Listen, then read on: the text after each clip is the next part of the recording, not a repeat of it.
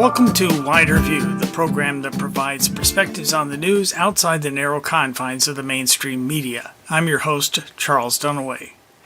My guest today is longtime anti-war activist Brian Willson. For those who aren't familiar with Brian, I asked him to introduce himself to the Wider View audience. My name is Brian Willson, and I was born on July 4th, 1941, so I'm an independence baby. I grew up in a very small farming community in upstate New York.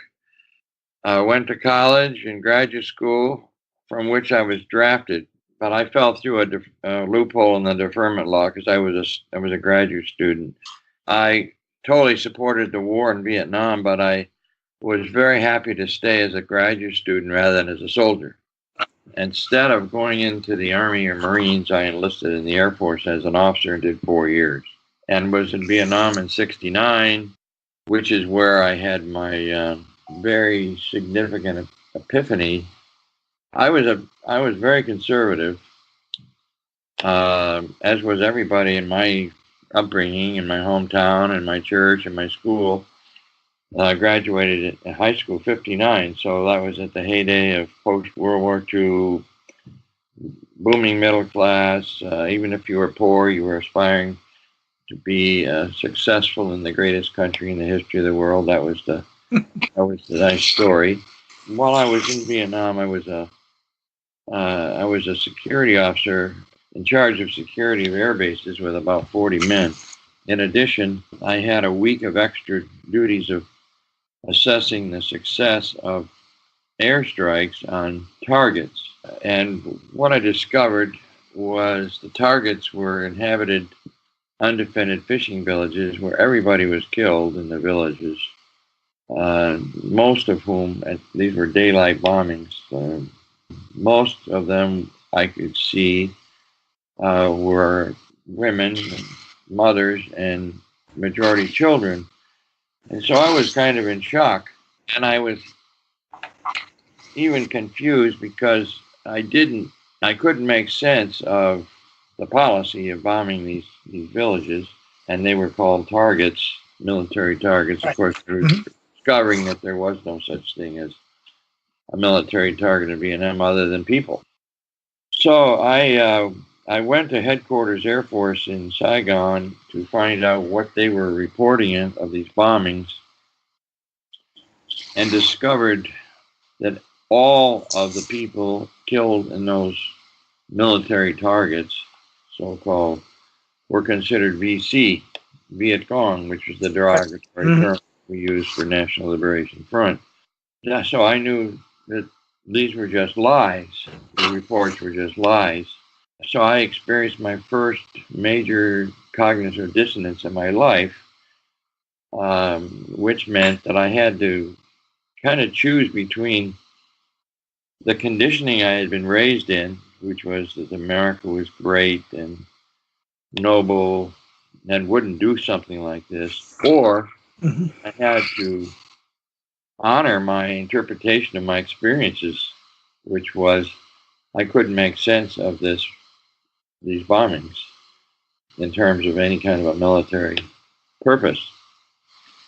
So I became very anti-war at the time, and I spoke out to my superiors almost every day about the unconscionable nature of a war that targeted civilians and civilian infrastructure. And also, it was in violation of the United Nations Charter and international law. And I had been halfway through law school when I was drafted, so some sense of the law. And that was the beginning of a new life. I no longer believed in almost anything I'd been raised to believe. So I lived a life of activism, really, from 1970 until now. There is much more to Brian's story. In 1987, while peacefully blocking a military train at a U.S.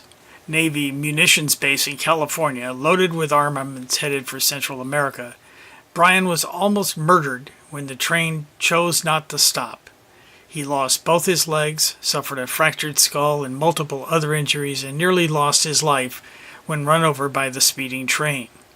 To learn more, you can read Brian's first two books on Third World Legs, now out of print, and blood on the tracks. Start off with you're currently living in Nicaragua, is that correct? Yes, I moved down here in February of 2017, so I've been here 2 years. I didn't really like the U.S. American culture. The culture itself was really getting me down. The general culture of kind of ignorance and apathy, a political system that's totally corrupted, not even able to question foreign policy and interventions. I decided I wanted to try a different culture. And I had spent a lot of time in Nicaragua in the late 80s during the Culture War. I had gotten to know a lot of the Sandinistas in the 1980s, including President Ortega, because I actually was in the war zones a lot, documenting Contra atrocities, and on 2 occasions, circumstances that I didn't even know were going to happen, I was with Ortega and reporting directly on what I had witnessed in the war zones. So I'd kind of gotten to know him a little bit. But I really liked the Nicaraguan people, and I was, of course, totally opposed to the Reagan's intervention. It's really what's incredible to me is that some of the same people who were involved in the Contra operation in Nicaragua and some of the horrific human rights violations and murders and massacres in Honduras and Guatemala are now back in power and doing the same thing. And now they're in Venezuela. And maybe let's start with there. If you have any, information or thoughts about, what is going on. I mean, the one thing that's interesting to me about this Venezuela thing is the method by which they're going about it is, how would I put it? It's so brazen. It doesn't have, there used to be at least some kind of secrecy, trying to manipulate people. But now it's not really. No, the neocons are openly in charge, and they're proud of it. So what do you see going on down there from your vantage point in Venezuela? Well, of course, we know here in Nicaragua that we're in the crosshairs next, as is Cuba, according to everything Bolton and Pompeo say. But what's interesting to me is, as I'll second what you said, how brazen it is, and how I think they were pretty cocky that they were going to be able to get Maduro out fairly quickly, either that he was going to resign or that there would be a revolt among the army sufficient to overthrow him. It hasn't turned out that way. The Chavismo, the policies of Chavez, which brought so many people out of poverty and brought so much health care and so much education to people who had never dreamed they could have that kind of an opportunity. This is something people don't forget.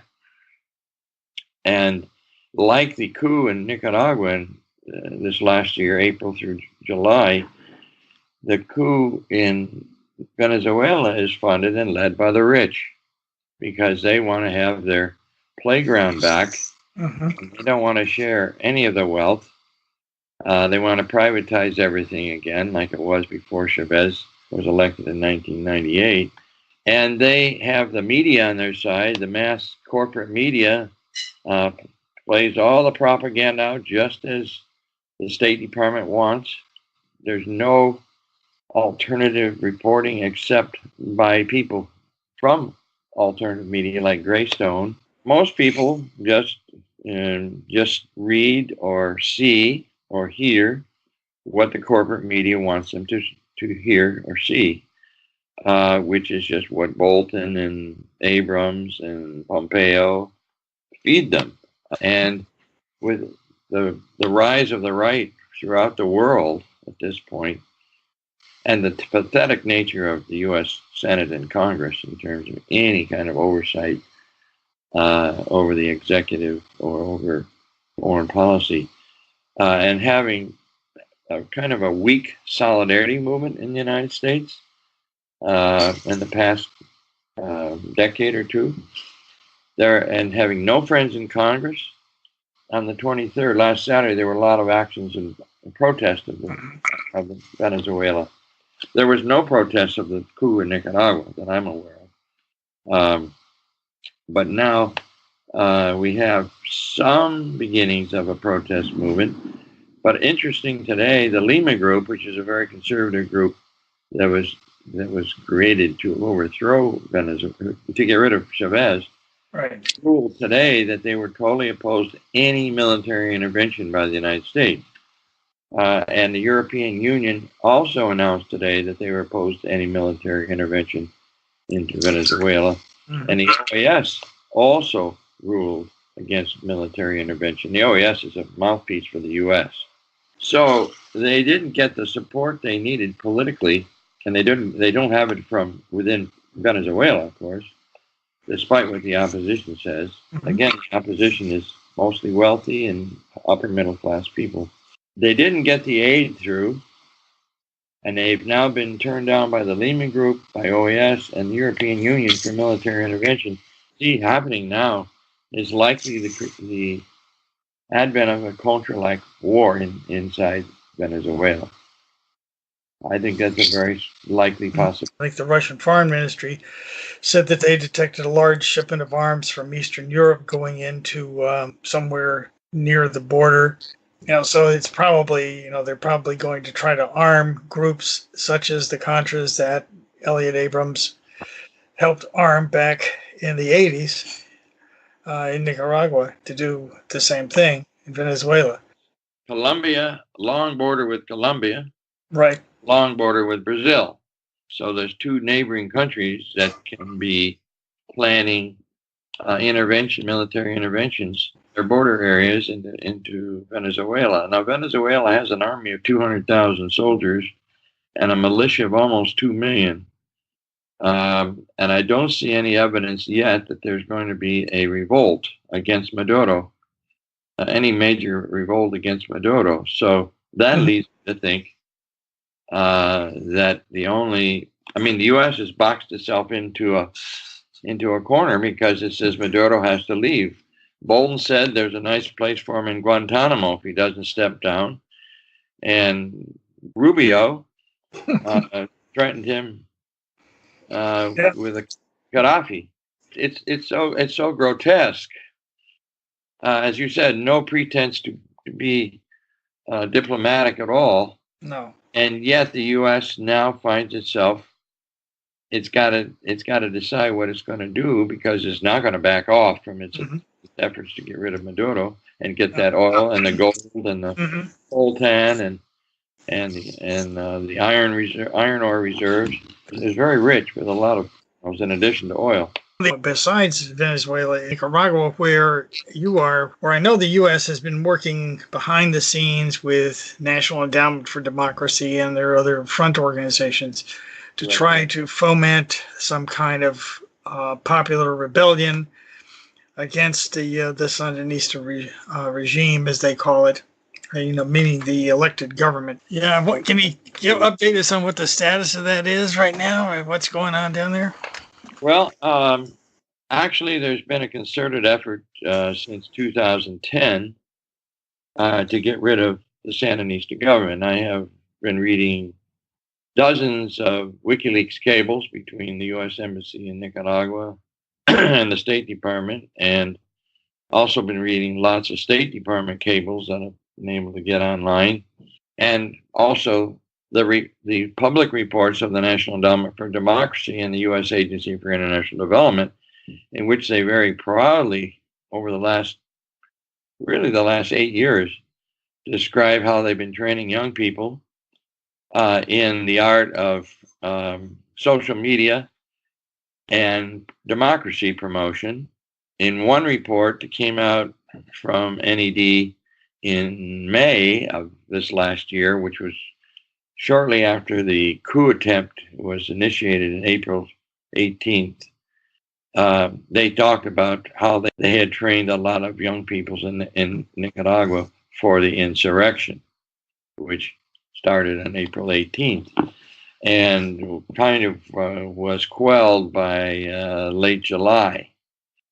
There were 1,300 roadblocks erected in Nicaragua. All the main highways were blocked for at least 10 weeks.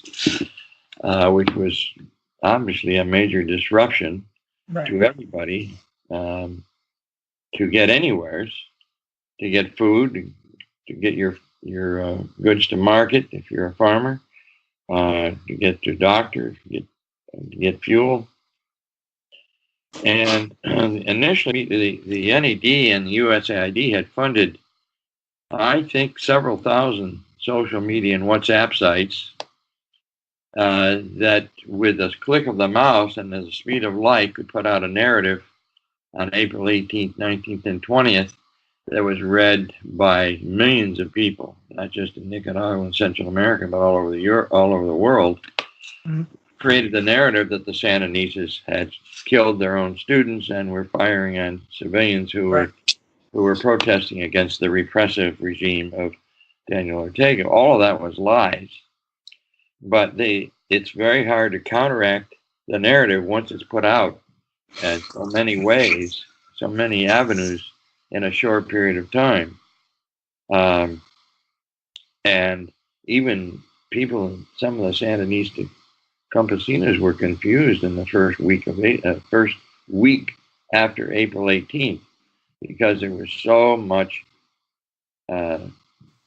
social media and several TV stations in Nicaragua who are opposed to the government were publishing and showing all this stuff on television, and the leading newspaper, La Prensa, is totally opposed to the government and has been for years, which basically proves that the Nicaraguan government has not been repressing dissent. Right. Plenty of dissent in Nicaragua. When the reports were that the police fired on and shot students, that really affected people. And the fact is that the only firing on students occurred when the police were fired on by thugs that had infiltrated the students as early as April 20th and 21st. Yes. Mm-hmm. So, a standard U.S. Regime change plan, yes. So by the end of July, all the roadblocks, 1,300 roadblocks, had been cleared. I think in that process, 150 people were killed, including a number of policemen. But since the end of July, life has returned to normal, pretty much, except the tourists have not flocked back to Nicaragua at any kind of a level that would be able to renew the vigor of the tourist economy that had happened before April. Although there are tourists now coming back, but it was a big blow to the economy that this coup attempt, which of course, in terms of the intention of the coup, as far as the U.S. is concerned, they want to destabilize and destroy Nicaragua. They want to destroy the tourist industry. Sure. They want to create fear and anxiety among the population, which is what they're doing and trying to do in Venezuela. And it's kind of like the U.S. is sadistic. They like to cause pain and suffering. They get a joy out of it, apparently. It's really incredible. I mean, it's as though our government wants to create chaos. Yes. Well, they do. Wants to create instability. They do. No. They do want to create instability in the hopes that they can have a soft coup that will overthrow a government without having to go to more hardcore provisions. And that's why when Rubio and Bolton and Pompeo and Abrams saying all options are on the table, it's not clear that military option is on the table, really, because the European Union today, the Lehman Group, and the OAS have all said no to military intervention. I don't think Congress has said that. I think maybe 3 or 4 Congress people have said that, but there's 535 people in the Congress, and for the most part, they don't know what's going on anyways, but they'll support the administration. And the momentum of neoliberal thinking is pretty staggering, but I think it's kind of at the end of this historical cycle. But That doesn't mean it's less No, dangerous. it's as though it's like the cornered animal. Uh, Right. I mean, I have a theory. Trump, because he is so obviously incompetent, is sort of the last straw here. That this is a demonstration that our elected government isn't really running the show, and because in this case we have someone who's quite obviously incapable of running it, and everybody in the world is getting mad at him, and all of our alliances are breaking, and Yeah. the people are saying the U.S. is not a good partner anymore. Now, why they would have ever have believed that in the first place is beyond me. But okay, I think they're finally coming to their senses. But he is a master con man, and he always has been. I have to say, he's not dumb. He's like a little child, and he's a con man. He's a master at it, and he's been used to it. And now maybe he's not going to be able to have his way. But so far, he still kind of believes he can get his way. Mm-hmm. And there's not been, even Nancy Pelosi supports the Venezuela, getting rid of Maduro in Venezuela. Even Bernie Sanders put out a rather equivocal statement Weak. talking about having new elections when they just had an election. Yeah. So only Tulsi Gabbard and a couple of other Congress people have said very definitively the U.S. should not be in Venezuela. Mm-hmm. And they've been the crippling sanctions, which of course are designed to hurt and create chaos. You have 535 people in the Congress, and there's only 3 or 4 that have said anything really strongly about intervention in Venezuela. That's pathetic. It really is. It kind of pulls me back to something you said earlier, which is you had a comment about the social movements in the U.S. not being anything like what they used to be. And, I would certainly agree with you. What do you think is gone wrong, as it were, with social movement? The peace movement basically doesn't exist. When I see social movements, they're very fractured, going off in all different directions. What do you think has caused that? Do you see a way back? Well, that's a really good question. First of all, after the Sandinistas lost the election in 1990, there was no longer a Sandinista government. I mean, there was a Sandinista party, but they were not in power for 16 years. And so there was less of a fire in the belly to deal with Nicaragua because the Sandinistas lost an election, although the election was purchased by the U.S. Mm-hmm. And there was a peace treaty in El Salvador in 1993. Those are 2 burning issues that fired up the movement in the 80s. Well, then 9/11 happened, which was 2001, and the country really moved to the right at that point. Instead of understanding that what happened on 9/11 was something like what we do to people all over the world, instead of realizing that this was like an experience that we could have learned was like the chickens coming home to roost, we just went crazy with revenge. And we've been at war ever since. And we had sent a ground invasion into Afghanistan in October of 2001. Right. And we've been at war ever since. When the march is over with on the weekend, the policies don't change. And the leaders can say we have freedom of speech because we had these anti-war marches. Basically, we have an oligarchic structure. It's always been an oligarchy. But now we have an oligarchic structure that has no opposition within itself. Being in the street is not going to do it now. It's not clear to me what's going to happen. We have the yellow vests in France. We have Brexit. We have Trump. We have Occupy. We had Occupy. Those, to me, are symptoms of an unhappiness among large percentages of the population. Correct. Neoliberalism cannot really supply the needs of the basic people. Trump was a symptom of many people, including people in my own family, who were unhappy. They kind of know that something's dwindling in terms of the promises that we grew up believing we were entitled to as U.S. Americans. So Trump appealed to that population.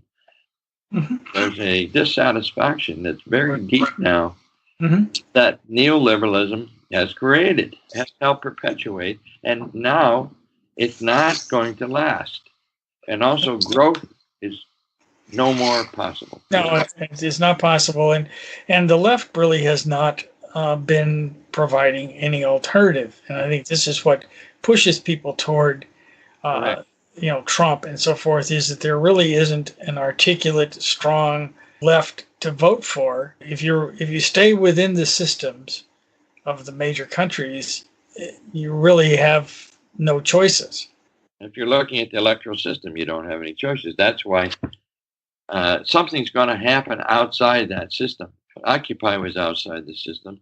Trump was an effort to use the system to finally bring salvation to those people who were left out of the U.S. American dream. It's just kind of hard to believe that Trump can continue to hold his base support, which he done so far, because they don't have anything else to believe in. The military-industrial complex owns the system. Economy is based on wars and the threat of wars and interventions. It is what creates the economy's strength. And those people who make the money on wars fund the campaigns, and they write a lot of the legislation, or their friends in the banking and in the insurance industry. So it's really an oligarchic system and a plutocracy. We've never had a democracy. It's not confusing as to why the basic people's needs are not being met, because the elected officials they're not accountable to the people. They're accountable to their funders. The culture itself, though, is pretty morally corrupt. I mean, it's a materialist culture. Materialism tends to lead to passivity. And the culture was built on violence and genocide. We've never addressed that. And there's kind of a cultural DNA of getting our way with impunity ever since the 1600s.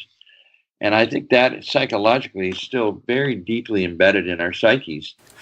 War and violence are indeed deeply embedded in our culture and our psyches as U.S. Americans. Thanks again to S. Brian Willson for joining me from Nicaragua. Brian's latest book is Don't Thank Me for My Service. Links to all his books can be found in the podcast description and on our Facebook page. That's our show for this week. Wider View is also available as a podcast at widerviewradio.podbean.com and on iTunes, Spotify, YouTube, and Google Play. If you have comments or questions about what you've heard, email me at widerviewradio@gmail.com or comment on our Facebook page at Wider View Radio. I'm your host, Charles Dunaway. Thanks for listening.